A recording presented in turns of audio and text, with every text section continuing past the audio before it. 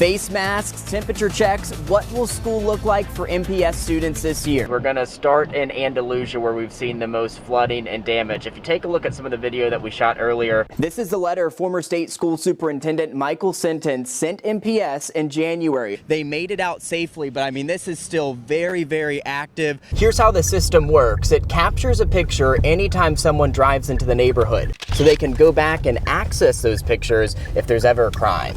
And the major story is going to be Hurricane Zeta and the impacts that we will feel. We're going to go check in with meteorologist Ryan Sinnott for more on that. A lot of people want to hear from you. We've been talking about Zeta. The standoff has now ended. We know that one person was taken into custody without incident. Police do tell me that charges are pending. I did talk to the Covington County EMA director earlier, and she tells me they have been overwhelmed with calls today. We are really just starting to feel the impacts of the storm. You can see it's raining here. It's going to be raining for a long time today.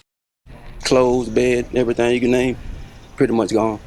Michael Williams is standing in front of what's left of his apartment building. He lived in one of the 6 units destroyed in a fire at Village Downs Apartments Monday afternoon. Nobody on a regular day thinks that the apartment will go up in flames. You know, you lose everything. On top of losing everything, he tells me he didn't have renter's insurance. He says he left the apartment just 10 minutes before the fire started. He's back now to see if any of his 3-year-old daughter's belongings made it through the fire. That would bother me the most. That really hurts. And I lost most of her stuff. You know, there was a place that she came, was safe, you know, it was a place she enjoyed.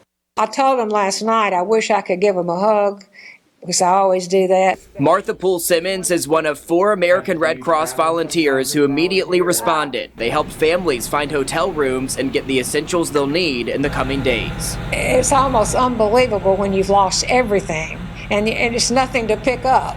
The American Red Cross has volunteers on call 24 hours a day to immediately respond in situations like this. A lot of people don't know that this thing like this can actually happen to them. So the worst case scenario is always prepare yourself for the worst. The nonprofit is now helping 15 people who were displaced by the fire.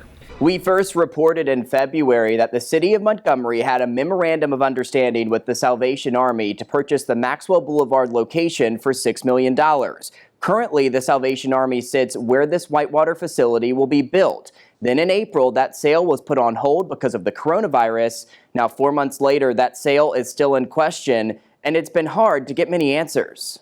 I support whatever makes the most financial sense for the city and for all entities combined. That was Montgomery Mayor Stephen Reed's response when I asked him if he supports Montgomery's Whitewater project. The multi-million-dollar project was announced last year by County Commission Chair Elton Dean and then Mayor Todd Strange. It's a partnership between Montgomery County, the city of Montgomery, the state, and other public and private organizations. So I asked again if he supports this specific project. Well, I mean, I'd love to see the project come online and if it makes financial sense. And so the devil's in the details. And I think that's what everyone is trying to work out now.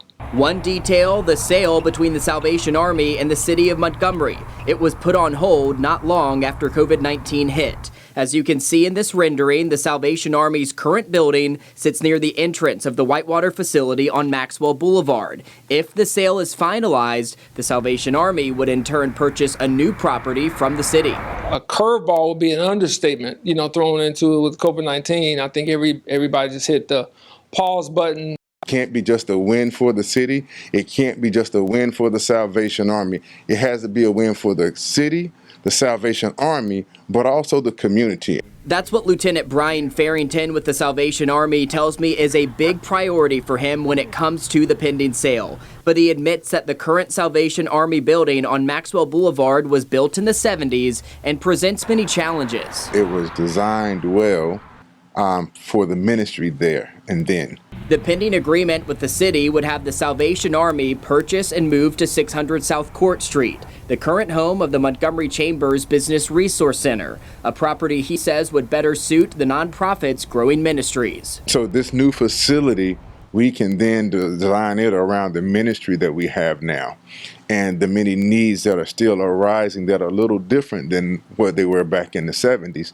1 year later, and this is what the proposed site looks like. You can see not much has changed. And now with the uncertainty of the sale, will Montgomery's Whitewater project still happen? Whitewater's still going on. yes, it's still going on. That's Montgomery County Commission Chair Elton Dean. He assures me this project is still happening and says the Salvation Army property is still in the mix, but that sale may not happen this year. We have the property that we need for this Whitewater project to be successful without the Salvation Army, but we want to have the Salvation Army, you know, to complete the project. The Montgomery County Community Cooperative District, the group appointed by the Montgomery County Commission and Public Building Authority, is overseeing this project. Dean tells me they have moved into the design and development phase, which should be finished next May. The anticipated groundbreaking should happen next summer. When the project was first announced, county leaders said it would open in March of 2022. That has now been pushed back to summer of 2023. Tell them to get ready because we're going to be in that Whitewater Park, zip lining, canoeing, hoteling, and everything else we probably can do. County leaders say 300,000 people are expected to visit the Whitewater facility each year. To put that number in perspective, around 225,000 people visited the Montgomery Zoo last year. This is the letter former state school superintendent Michael Sinton sent MPS in January of 2017. It identifies major issues in the school system and expresses his intent to intervene, giving the state full control. Much of his concern focused on the school system's finances, but he also highlighted issues with student achievement, nutrition, and transportation. Yes, we're ready. We're ready to be out from under the state intervention. MPS Board President Claire Wheel says a lot has changed since then. For starters, she and the majority of the current school board were elected after the intervention got underway. Superintendent Dr. Ann Roy Moore was also not with MPS for the start of this process. We have a great superintendent. This board has made leaps and bounds in being working together. Just this week, the MPS board sent State Superintendent Dr. Eric Mackey a letter outlining the improvements they've made while under intervention. Wheel says two big steps were hiring a full-time chief financial school officer and regaining full accreditation. Been able to have our 1 month operating reserves. We have delivered a balanced budget on time. More ways the school system is now in better financial standing. State Superintendent Dr. Eric Mackey tells me he received the letter Wednesday evening and will be going through it soon. The State Board of Education would then have to vote to remove MPS from intervention. We'll take that.